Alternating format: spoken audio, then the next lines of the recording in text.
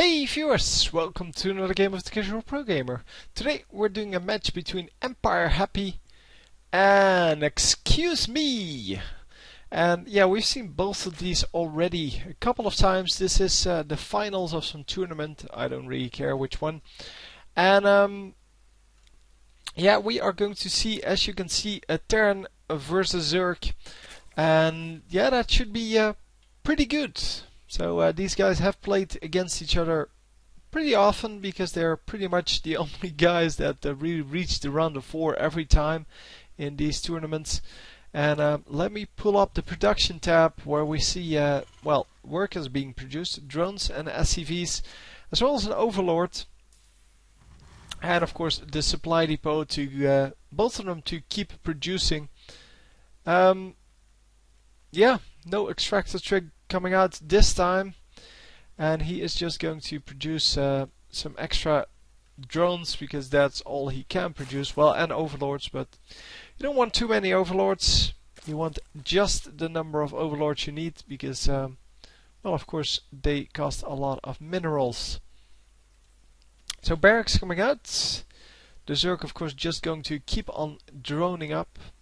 Just going to produce a whole lot of drones, then going to expand, and then going into actually going into an extractor straight away, not going into that expansion first. Going into spawning pool and extractor, so that means speed Zerglings are on the way. This is of course a pretty big map, and barracks being hidden right there, and I wonder how this is going to work out. Is this not in the scouting path? Because the overlord is coming in over here and is then going to move over there. So no, he is not going to see this barracks, and that means that there are more marines coming out than the Zerg player expects. He is of course going to notice it at some point. At least most of the times they do, but yeah, up until then, he's going to have to face more offensive units than he can handle.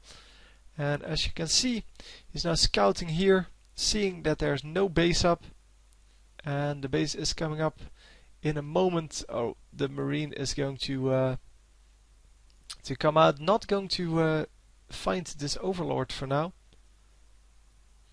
No, the unit is just going to go in. And yeah, these marines are going to run all the way back into the base, so why build it over there then? Don't really understand. So bunker coming up. The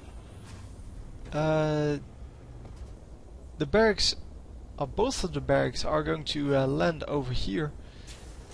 And yeah, he is going to reveal this now, so yeah, I thought this was supposed to be a hidden strategy. And let's see if the enemy did actually see that. No, he only saw one of the barracks. So, yeah, not a whole big deal, of course, for now. But may actually still pay off. Don't know why you would go 2 barracks and then not go aggressive with it. Maybe he was expecting some kind of a rush. Getting into a factory here. Yeah, as I said, he didn't scout this barracks, so he probably didn't see what was going on. Oh, now he did. So the roaches coming in. The roaches are going to run away and regenerate. Lost a couple of lives. A couple of health points, I mean. And yeah, the roach is really early. We normally don't see roaches this early on. That's of course why he got all of these gas guys, because he wanted to go for that. I assume speed Zerglings, but speed is now being researched. It isn't up yet, and yeah, of course he does have that expansion going. Enemy. So the Terran player doesn't have an expansion yet. He is building his he did build his command center. It is now turning into an orbital command, but does not have that available for now. The starport is going to have a tech lab attached to it, so Banshee's coming up. At least that's what I'm assuming. And a reactor on the factory, so he is going to go for those Hellions. Hellions aren't very good against roaches because roaches, yeah, they have that armor going. They are armored, and because of that, the Hellions, who are good against light units, are not going to do very well against them. Here, they only do 8 damage versus light. They do 14. But also they lose 1 damage because, yeah, well, these guys have 1 armor. So, as you can see, yeah. So instead of 8, that's 7.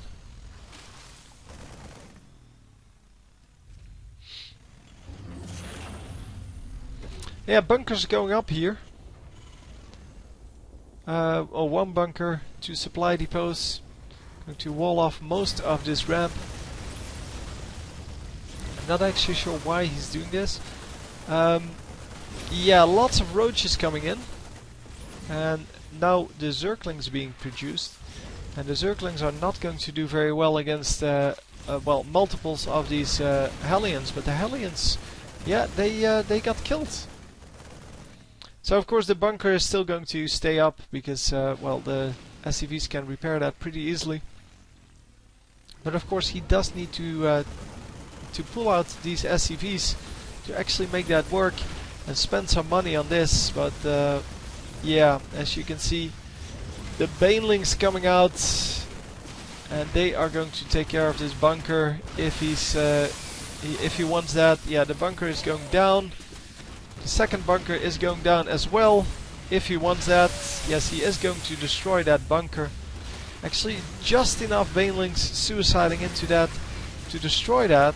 And is he going to be able to detonate on the SCVs?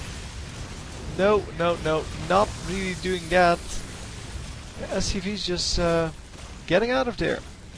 That is surprising because he was pretty close to sniping those. And the Banshee is going to take care of most of the Banelings. Banelings do get 2 kills there. Not a big deal though. The bigger deal is that he has no mining going on, except for here now. But oh, the mules get taken down, and yeah, the SCVs can go back to their base because now that the Banshees are out, he can actually defend. Rather, well, not actually defend, but hold his base. So the attack kind of stops because of that. And yeah, there's nothing to defend against.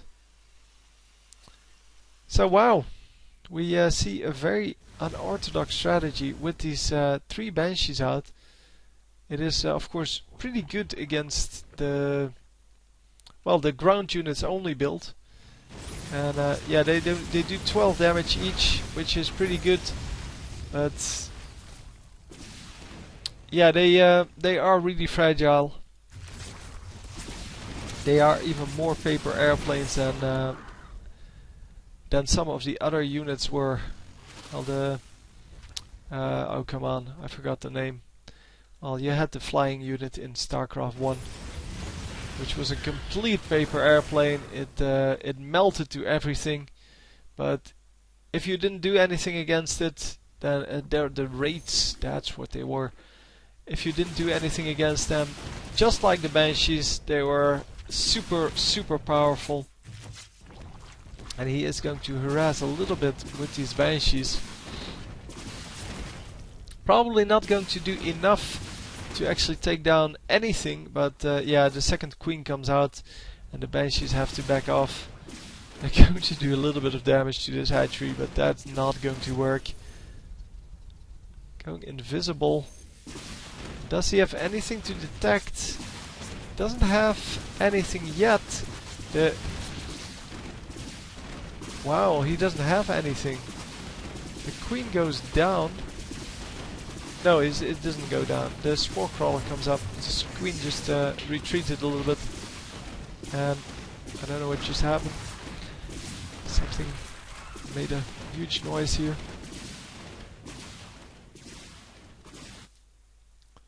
And yeah, it seems that this is the only thing going on. Yeah, the Mutalisk coming out, immediately sniping both of the Banshees. And he is going to continue on. And going to try to utilize these flying units now. Because the Terran player doesn't have anything against flying units.